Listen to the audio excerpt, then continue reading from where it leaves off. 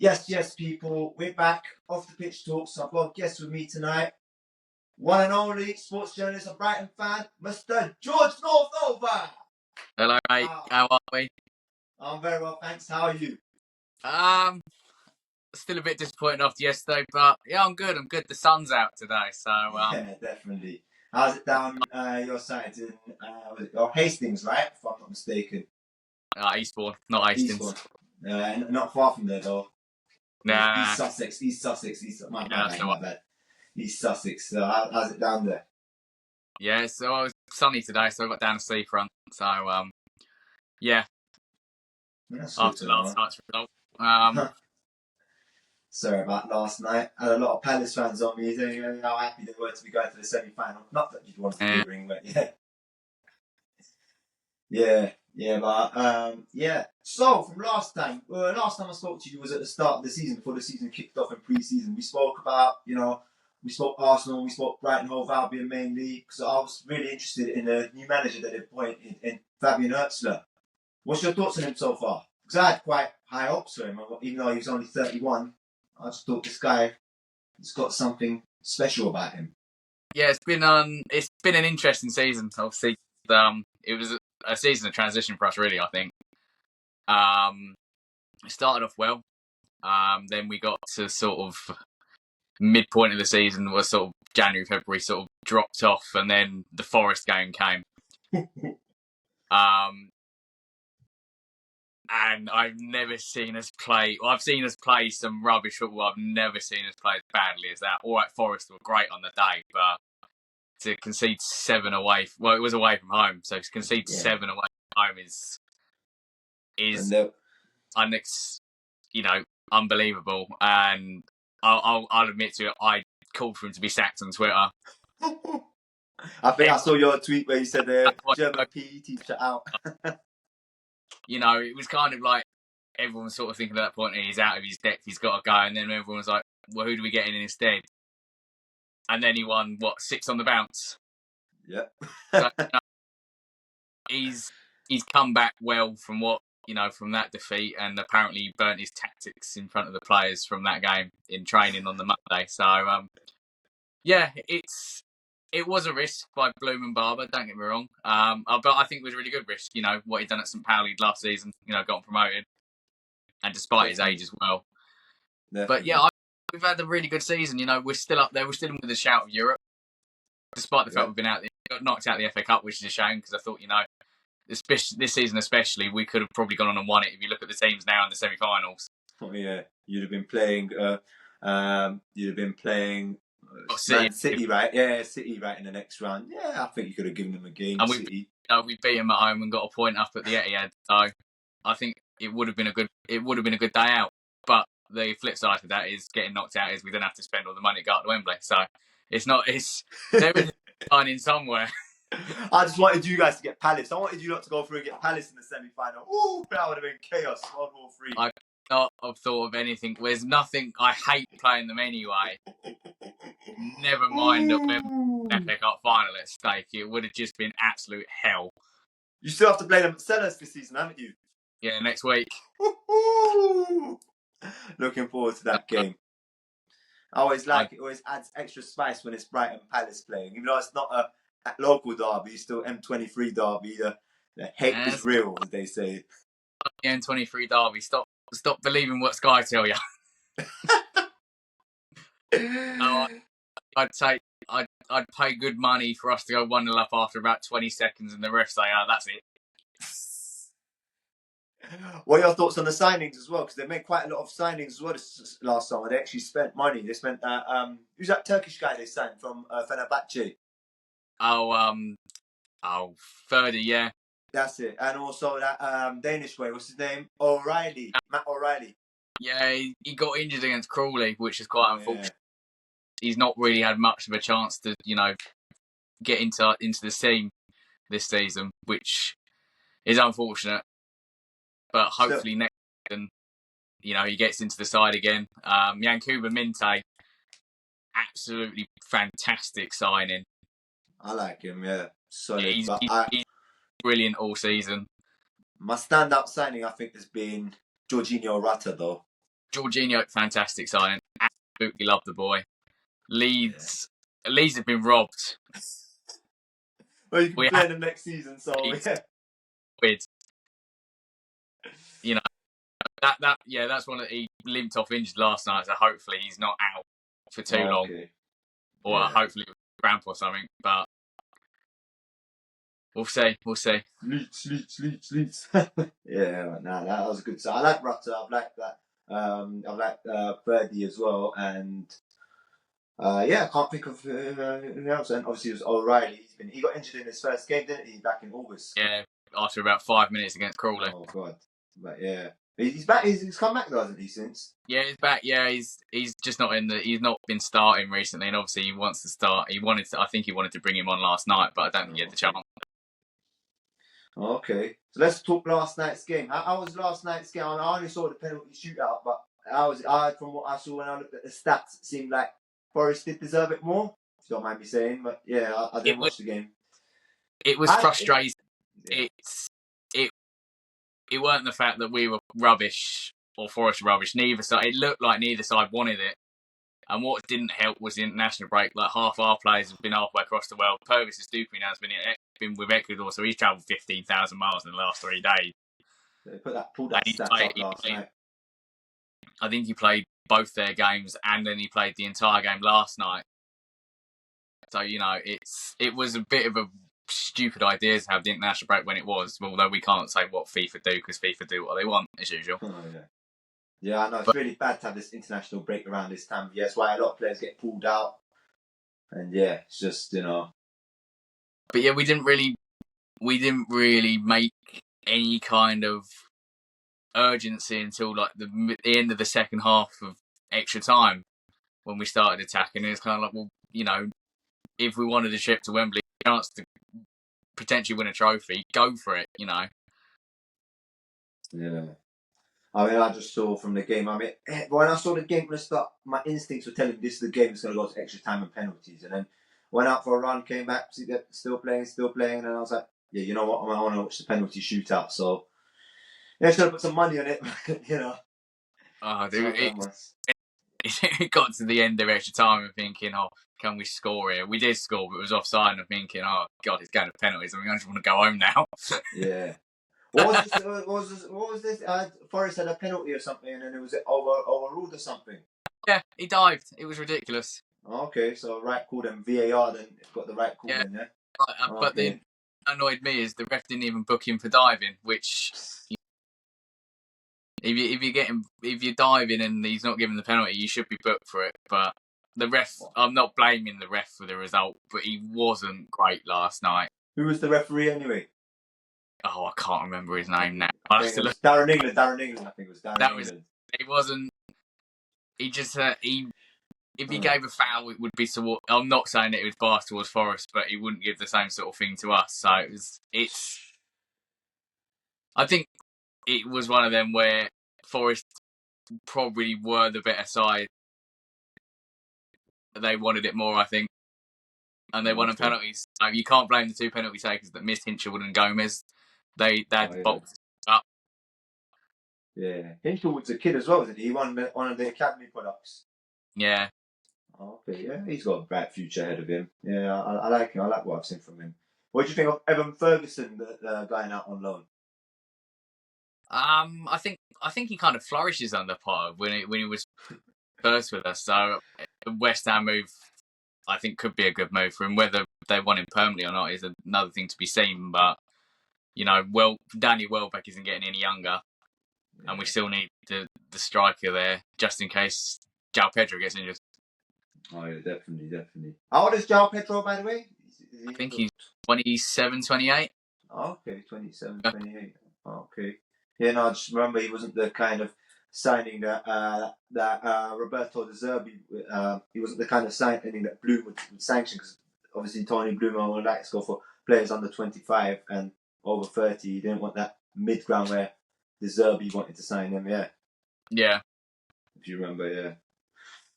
So, yeah, well, anyway, we're not going to talk about referees this season. It's been a disastrous referee with Arsenal on the side of Arsenal. It's just been the refereeing decisions. I could sit here till tomorrow morning talk to you about the refereeing decisions and all that. But It's just, I don't know about the game this season. I mean, I don't know about, well, especially VAR as well. Has it made the officials worse or better or worse? What's your thoughts on VAR?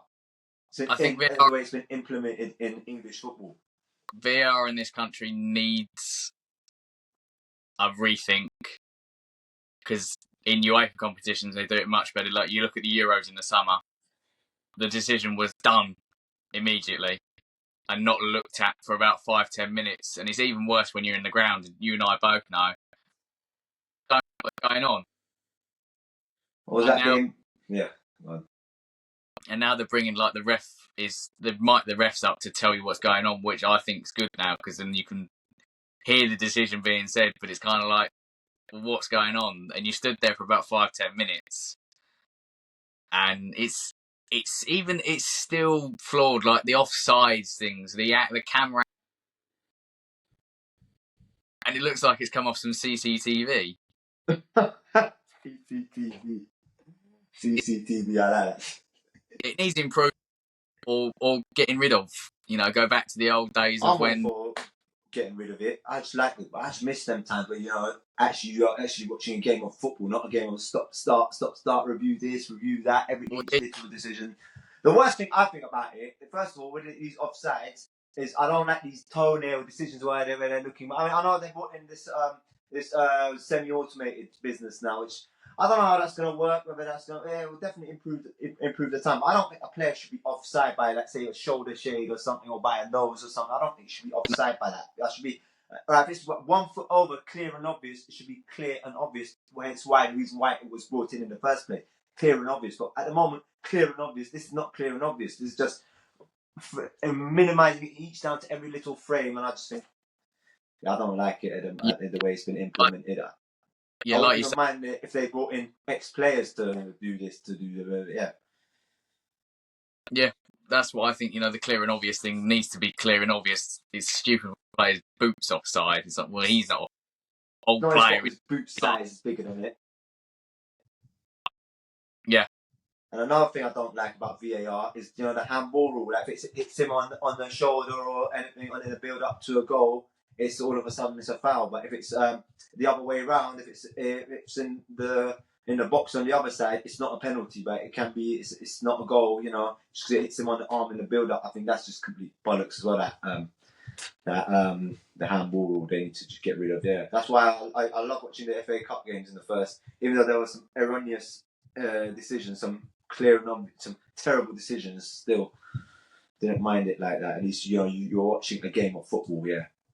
Yeah, and that's why I like going to the non-league, because I can go and watch the football and know that a goal is going to go in, and I will celebrate it. And if it's chalked off, it's going to be chalked off and not be spoken about for 5 or 10 minutes while we sit and wait around for something to happen. You said you like this mic'd up decision. I don't really get this mic'd up. You talk about the way they were doing in the League Cup. Are you talking about? Yeah, where they were. Yeah, where they sort of explained the decision. I didn't get it. I mean, I thought it was just the referee. I mean, from what I saw, it's just the referee saying whether it's a goal or not, and then explaining it. I didn't think that was.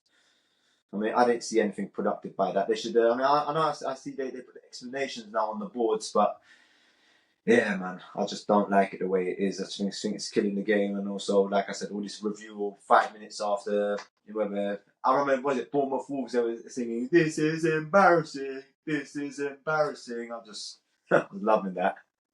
Yeah, it's either got to be reformed or got rid of. Personally, I'm up for the latter, but yeah, reform. I'm open to. Country would be, but as we all know, once they implement something like that, they're not going to get rid of it because apparently it's better for the game. Yeah, and also that money that's riding on it. I mean, they had a vote last season whether they were going to get rid of it or not. It was Wolves that brought in the vote for it, and then voted against it. Yeah, I just think it just needs to be reformed significantly, and yeah, especially this. I mean, Arsene Wenger also had a look. He said that if a player is offside, he's offside. That means both feet offside. Not as 50-50. He mentioned this in his autobiography and he was also talking about fans not knowing what's going on and all that. But yeah, it's just man. Enough on VAR for tonight. That's another one I could go on for until tomorrow. What are your thoughts on the other FA Cup ties? I didn't. The only one I watched a bit of the Villa game today. Yeah, that's and gonna be a big game. I thought Villa Marcus Rashford Palace. did well today. Yeah, definitely. The move to Villa has done him good, so that would be good for the England side. Mm-hmm. And City did what City do. Yeah, 2-1 they win. I was gutted for Bournemouth. I wanted Bournemouth to win. I don't know. Are they a rival of Brighton? Do they class them as a rival? No, they're not. Off South Coast, so Yeah, but no, I'd love to have seen Bournemouth get to a semi-final, but it is what it is, City as well. But it's been one of the best FA Cups in a while because all the top 6 went out early. There's only City left in it. Yeah. So hopefully someone other than City can win it. I'm just grateful. No United City dead rubber final this season like it was in the previous 2. Say again? Last year's final was quite entertaining, to be fair. Okay. I can't remember. It was just so. I think I dozed out in the middle of it, but yeah. Or the season before last one, but yeah. I'd like to see. That's why I see the FA Cup as. They'll see it as a big trophy, and I love the small teams. The magic of the FA Cup. How often do you get that now? Yeah. Well, let's scrap replays because Spurs want to play a friendly in Abu Dhabi or wherever it is 3 days after the season ends. Yeah. Personally, no, I was for scrapping replays, but only after round 3. I was only after round 3, but I think round 2 and round 1, they should have had replays still. Yeah. Like, round 3 is understandable. Even championship clubs complain about it as well. They say, oh yeah, if it goes on, why can't we just carry on playing? Even when I went to Boreham Wood a couple of years back, they were playing Accrington Stanley. They were saying, all the fans were arguing, if this game continues, we'll win it in extra time. So, yeah, it depends at the end of the day. But yeah, I just think it's terrible that they've scrapped it for round 1 and round 2. Because there was a game, I think Reading were playing in round 1. They could have had some non-league side, and they got to 3-3 until in normal time, and that could have been a money spinner for I can't remember the non-league team they were playing, but that could have been a money spinner for them. It was like when Tamworth played Tottenham, they could have taken them back to the Spurs Stadium and they'd have got a load of money for it, which is quite unfortunate for the non-league teams, Yeah, definitely. Nature of the beast, I suppose, in the game at the end of the day. They're saying that the improved broadcast deals will help them make up this shortfall, but I don't know at the end of the day. I don't know. We just have to wait and see, Yeah. What are your thoughts for the rest of the season, for Brighton for the rest of the season? I'd say we should hopefully get a European spot. We're only 3 or 4 points off Champions League. I don't think we'll get that, but we'd take Conference League because it's Europe, and it's you see West Ham winning it. It's one of those winnable competitions. Yeah. So yeah, hopefully we get into Europe. It'll still be a top 10 finish, whatever. Hopefully, if we don't, go on one of our stupid mad runs where we lose games. Yeah, you did that last season. Yeah, you went on. You tailed off at the end. I suppose that was clear because obviously with the uncertainty of De Zerbi and what was going on, and you could tell that it was evident in the end what was happening. But then they both club and manager moved on. He's now at Marseille. How's he doing at Marseille? Is he doing well at Marseille? I think he's lost. I think he's only won 1 in the last 5 I saw earlier. Okay. Well, we'll see how he does there. But yeah. I hope you guys, if you get Conference League, I think you could be one of the favourites to win it. But definitely Tony Bloom's not messing up. Both Tony Bloom and Paul Barber were taking this season seriously with the investment there, the amount they invested in the squad. So yeah. As for my thoughts for Arsenal, well, the new boss, the new sporting director started today, Mikel Berta. So, I don't know if I said his name right, but yeah, he seems to have done well at the previous clubs he's been at, turning players into signing players on the cheap and turning them into profits. He seems to be someone who can sell. Let's just hope he doesn't sell our best players. That's what I'm going to say. But hopefully he can buy some, does do some shrewd business buying for us. Yeah, and you might win. You might actually win the league. No comment, man. No comment. Yeah, I know. Hopefully, he'll be the final missing piece of the jigsaw puzzle. But yeah, it's just been a disappointing season on that front. Obviously, I've gone about the referees, but injuries has been the biggest killer for us this season. I mean, especially international breaks. Saka, he's just been burnt out. They want to say blame the Euros from last year, but still, they should have given him adequate time to rest and recover. And I don't think Arteta, he doesn't like subbing the players during the game. He doesn't like bringing them off, making changes to keep the squad, refreshed, rotating the squad. But I suppose he wants to win, but that's the main thing why I think what's contributed to his injury, to that hamstring tear he got. So been out for 3 months, but hopefully he's coming back now. So hopefully we'll see on Tuesday night if he starts or not. But yeah. Any significant injuries at Brighton? Oh, we've got too many. I think we had about 35 injuries at one point. Okay, that's a lot. That's that with us as well. Who's the most significant that's been out? Who's the most significant player that's been out injured?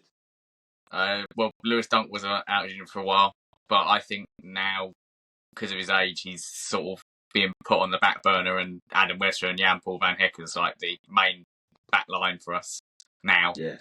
Lewis Dunk's at 34, 35? Yeah. So he's at that age now where we're probably going to sort of transition him into one would imagine a coaching role.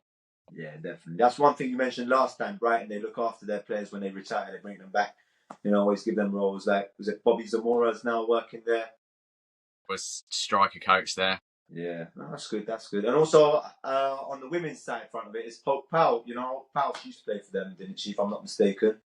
Yeah, she was the manager. I think she left. Oh, okay, yeah. I saw them. Yeah. She was the one when I was going around the Amex. And I see her there. She was England manager. You got to respect that. She was England and GB Olympic manager. I remember that her and Stuart Pearce back in 2012 leading Team GB at the Olympics. Yeah. Yeah. Yeah, I like seeing that. Yeah. Yeah. So okay, what are your thoughts for the transfer window? Who do you want to sign if it was down to you? Oh God. First of all, let me say who to get rid of and who to bring in. Let's put it that way. Oh, that's a difficult one, really. Oh yeah, because you don't want to break up your squad. The thing is, though, we've got the squad now is so good. I wouldn't really want to get rid of anyone. Okay. And I'm not sure I'd want to sign really, because the money we've got, we don't really throw it about, so we're not going to be going and signing a £90 million player. Even though they could, but they don't need to. Yeah. I'd bring Alexis McAllister back. Fair play. He can contribute. Yeah. Now, for us this summer, it's got to be a striker. We just need that striker. Whether it's I even wanted John Duran, Ollie Watkins, even Ivan Toney, or that he can't come back now because he's in Saudi. But yeah, we need that striker, that 20 goals a season striker this summer, and yeah. And also backups for the attacking midfielders. I like Marino. I was a big fan of him in the first place. He seemed to have settled in well. I like the way Mikel Marino settled in well at Arsenal. So yeah, I just think more. We need to tie down players. We need to tie down the likes of Saliba, Gabriel, and Martinelli to longer term deals. Any players at Brighton that need tying down to long-term deals? I think most of them are all on long-term deals at the minute. That's what we do. Okay, that's good. Rightly so. Protect yourselves and protect the player at the end of the day. So if a big club, say Arsenal or Liverpool, comes along wanting to sign them, you guaranteed this minimum 50 million. Yeah, exactly. Or upwards of 50 million. Yeah, minimum 50 million at least. Yeah. Like Ben White, I have to say, that was one of the best businesses we've done so far. Yeah, that was a good deal. Yeah, I really like Ben White. I like I like the way how he gives it 110%, and also his character off the pitch, how he just lives his life off the pitch. Isn't too much into football. Even though he had that problem with Steve Holland, which I didn't agree with from Steve Holland, telling him he should be more grateful or whatever it was. But it is what it is. Yeah, exactly. What are your thoughts? All right, whilst we're on, I forgot to ask you, whilst we're on this topic, what are your thoughts on England and Thomas Tuchel? I thought the game on Friday, I think we underestimated Albania a little bit. Despite the fact we did win 2-0, I think they were very difficult to break down. And I think we should have, rather than doing the tippy-tappy, fancy work it into the box, we should have just had shots. Gone more direct, you say? Yeah, as well. But, it's two wins from 2 in his first game. We scored 5 goals, didn't concede. Arry Kane got a few. So I'm happy. Interesting. Yeah, definitely. I saw the first game against Albania because Lewis Skelly was playing. I was like, I'll go watch this game, and I like the fact that he scored on his England debut, and also I like the way we were playing. But I just think it was too sideways. So he needed to be more direct going into the box because Albania was playing deep. I didn't watch the Latvia game, so I can't comment on that game. But so far, I like the way. I like 2 wins from 2, and. What was your thoughts on the Tuchel appointment? I think it's good. He's the manager that you've seen the first interview with him the other day, and he's got ambition. He wants to get the team over the line, which was the issue with the Southgate thing. Is the players that he said the players are too scared to lose, and now he's got that mentality of we're going to go out and win. It hopefully gets there into the players, and we actually finally win something. Hopefully, in both of our lifetimes, we see England win something. That'd be nice. Yeah, definitely. Yeah, but I think Tuchel's a really good appointment. I don't like this whole German-England rivalry business. Thomas Tuchel is a serial winner. He wins you stuff. I don't care about this. All this. There needs to be an English manager. What if you want to win? You win, and it's got to be a manager that's not known as Mr. Nice Guy business. Like Southgate was. No, this guy Thomas Tuchel, he's serious. He wins you trophies. Like he won at Chelsea, he won at PSG, and he won at Bayern, and he won at Dortmund as well. So, yeah, I think it was a great appointment. I'd have preferred, obviously, Pep. Everyone would have wanted, I'm sure, Pep Guardiola over him, but the FA were never going to get him. So, yeah, when we got Thomas Tuchel, I just said this is an appointment that means business. So, yeah, I think it's a great appointment. I like the way he plays so far, and. Yeah, he was right the way he said it as it is. Saying that England was too scared to lose on the Southgate. Yeah, that's where it was. I'm not gonna lie, I love Southgate to bits. I always respect him for what he did, but I think in the last Euros he did fluke it a little bit. So, just my opinion. Yeah. Yeah, I still don't know how we got to that final, but I don't care. Yeah, we still got to our final at the end of the day, and I definitely deserves his dues. But yeah, it was definitely time for him to come to an end. And yeah, Tuchel's an appointment. Hopefully, can carry on in his brilliant work.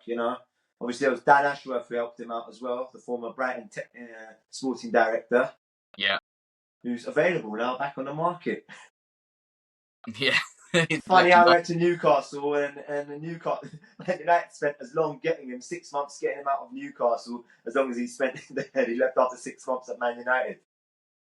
Well, it frees up money for Jim Ratcliffe though, doesn't it? Cost-cutting measures. Yeah. Cutting staff lunches, everything, company credit cards. Yeah, cutting staff lunches and making cotton cuts and then announcing a £2 billion stadium that looks like Butlins. I wonder how they're going to fund that stadium. Because apparently he's not going to fund all of it. I think they're going to get support from the council, or I just don't know. At the end of it, did he say that? Did he say how they're going to fund it? Because it's not all going to be funded by him, is it? No, I think they have applied for funding from someone. Well, good luck for that one. I remember the Qataris that wanted to buy Man United were prepared to spend outright whatever for the stadium. But I kind of, from a football perspective, I didn't want them taking over because maybe probably could have got United competitive again. But yeah, I don't like I like seeing United being rubbish. Who doesn't? Yeah. But then Old Trafford's just falling down. It definitely needs an upgrade. They definitely need either a new stadium or an upgrade because it's just outdated at the end of the day. Especially that size as well. Yeah, most definitely. Anyway, we've come up to 30 minutes now. Anything more you want to add? No, I think we've covered quite a bit actually in the half an hour. I didn't think we'd manage to. So no, it's been good chatting to you, mate. Likewise. Hopes for the rest of the season? What's your hopes? Just getting touched on it. Europe. Getting Europe. Okay, as for us, I don't think it's gonna happen. But I'd love us to win the Champions League. I'm dreaming, but who knows? At the end of the day, who knows? Football's an interesting game of two halves. Both home and away. We got them obviously at the Emirates Real Madrid at the Emirates next week. So who knows what could happen? But obviously they're their favourites. So we deluded on me to say we're the favourites, but I'm just looking. Listen, we did it in 2006. We were the underdogs. That Madrid team was a team of Galacticos of Ronaldo, Roberto Carlos, David Beckham. We gave the ball away for that unreal goal. I'll never forget that year. Just 2006 was just something else. I mean, I was leaving primary school that year, and Arsenal were leaving Highbury. I think you know what I was more upset about. So yeah, I just remember we went on a school journey, and then that was when we were watching that final, and then there was this Liverpool fan in my class, Poria, top guy. I mean, he just was. When Barcelona were watching the game, when they celebrated that goal, started punching out. I had teachers up there pull me back, everyone restraining me. I just went up there to my room that night, head down. Next morning, they said we didn't have phones then that time. They said, just to let you all know, Barcelona lost 2-1. My head was down. Sorry, Barcelona won 2-1. I just had my head down the whole day, and everyone was like, he still reminds me now. He said, I remember you, Arry, you just had your head down the whole time. You didn't speak to anyone that day. I said, that was just probably the most. Even still now, the more you think about it now, it just hurts even more that night when the Barcelona. We should have won that. 13 minutes away. I just think that would have changed the direction of the club, and all the people that left, I don't think they would have left, in the way. We lost obviously Ashley Cole, Perez. Just sad state of affairs after, but here's what it is at the end of the day. Yeah, exactly. Always next season. Anyway, mate, you have a good one. What are your socials? Leave your social media on it so people know where to follow you on. The Northover on Instagram and Twitter. There we have it, at the Northover. And as for me, at OTP Talks, hit me up. I'll be uploading videos from there, more and more videos. So yeah, of football and off the pitch football content. And stay tuned. Have a good one, mate. Good chatting to you as always. Take care.